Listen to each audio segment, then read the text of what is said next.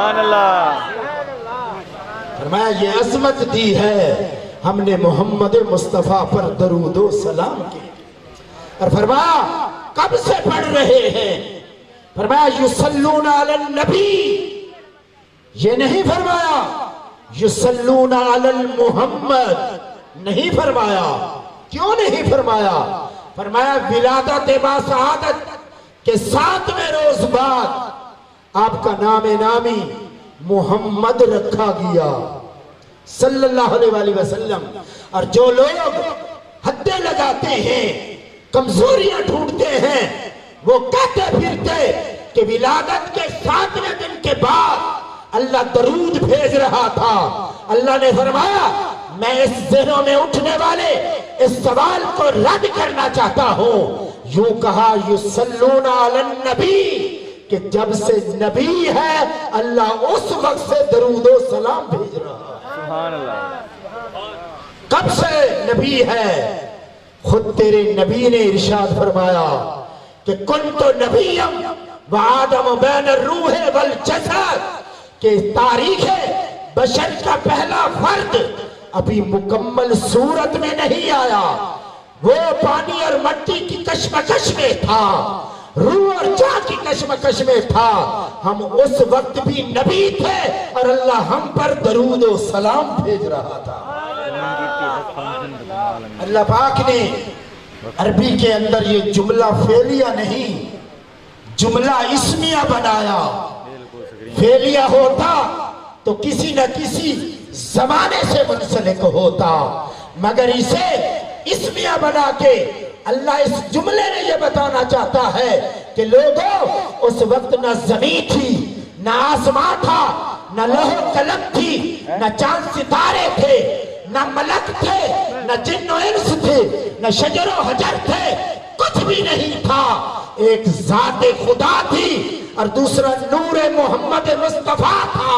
اللہ نور محمد پر درود و سلام بھیجتا تھا اور نور محمد اللہ کی بارگاہ میں سجدے کرتا تھا۔ سبحان اللہ۔ یہ جملہ بتا رہا ہے قرآن مجید کا، اس کو گہری نظر سے دیکھا جائے تو یہ بتا رہا ہے کہ کچھ بھی نہیں تھا، صرف ذات خدا تھی اور ایک نور محمد مصطفیٰ تھا جو اس کے حسن ربوبیت کی پہلی جھلک تھی، جو اس کے قدرت کا پہلا شاکار تھا، جو اس کی محبت کا پہلا عکس تھا۔ وہ نور محمد مصطفیٰ تھا کہ جس پر اللہ درود و سلام بھیج رہا تھا۔ اور فرمایا یا ایھا الذین آمنوا، اے ایمان لانے والو، صلو علیہ، اس نبی پر درود بھیجا کرو، وسلموا تسلیما، اور خوب خوب سلام بھیجا کرو۔ فرمایا جب تم نماز ادا کرتے ہو، تکبیر تحریمہ کہتے ہو، میں خدا سنتا ہوں۔ جب ثنا پہ پڑھتے ہو، میں خدا سنتا ہوں۔ جب سورہ فاتحہ پڑھتے ہو، میں خدا سنتا ہوں۔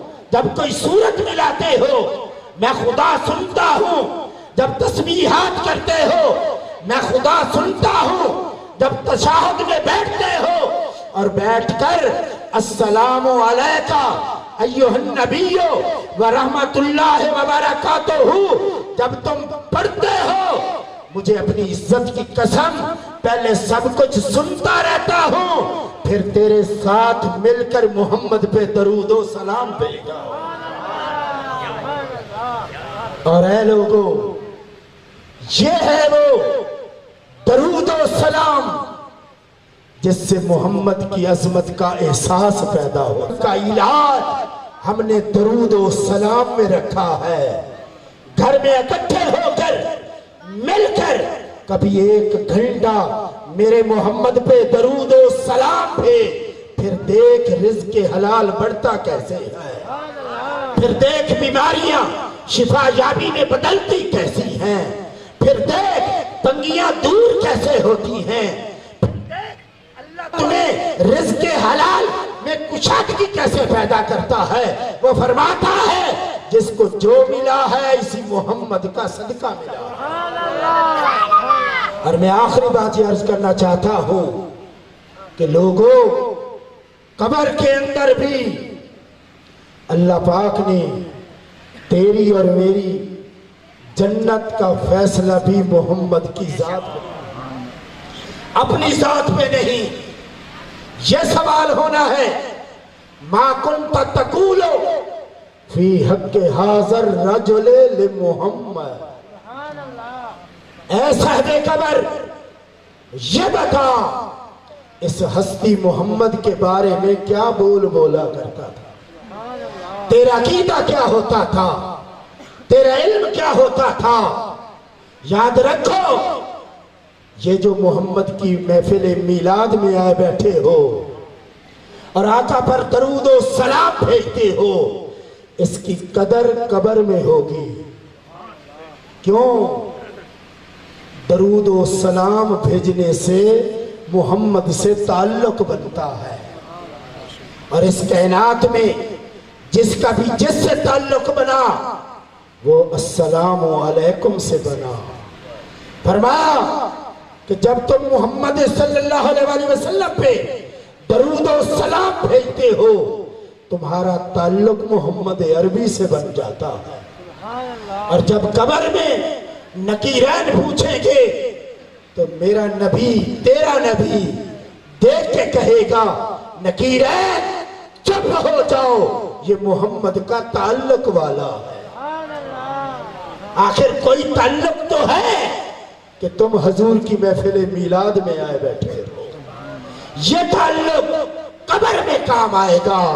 اور امام جلال الدین سیوطی فرماتے ہیں، ایک شخص کے عمل کمزور تھے، مگر تاجدار کائنات صلی اللہ علیہ وسلم نے نکیرین سے کہا، اے نکیرین اس کے عمل کمزور ہیں، مجھے پہچان نہیں رہا، مگر اتنا تو جانو کہ میں محمد اسے پہچان رہا ہوں کہ میری محفل میلاد میں آتا تھا۔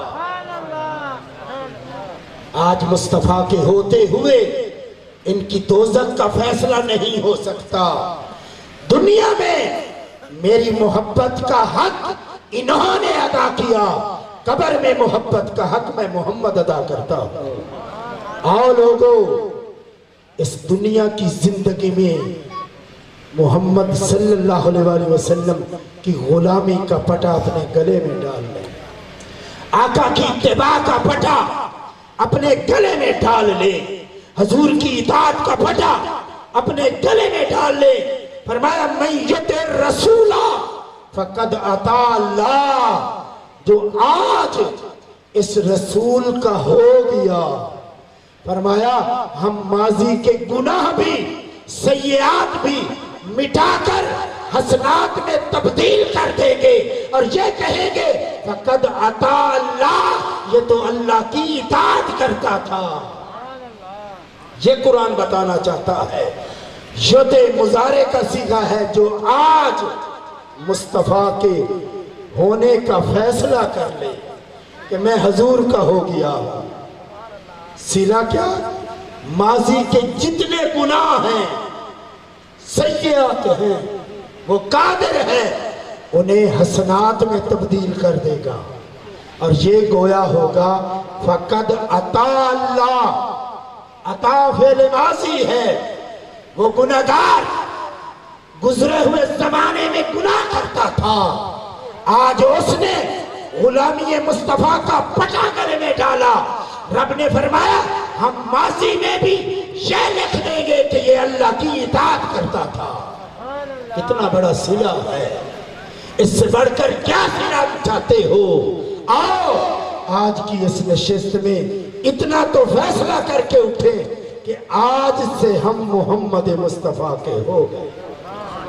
یہی میرا پیغام ہے، یہی میرا درس ہے کہ لوگوں، اس در کے بغیر کچھ بھی نہیں ہے، جس کو جو ملا ہے اسی محمد کا صدقہ ملا ہے۔ وما علینا الا البلاغ المبین۔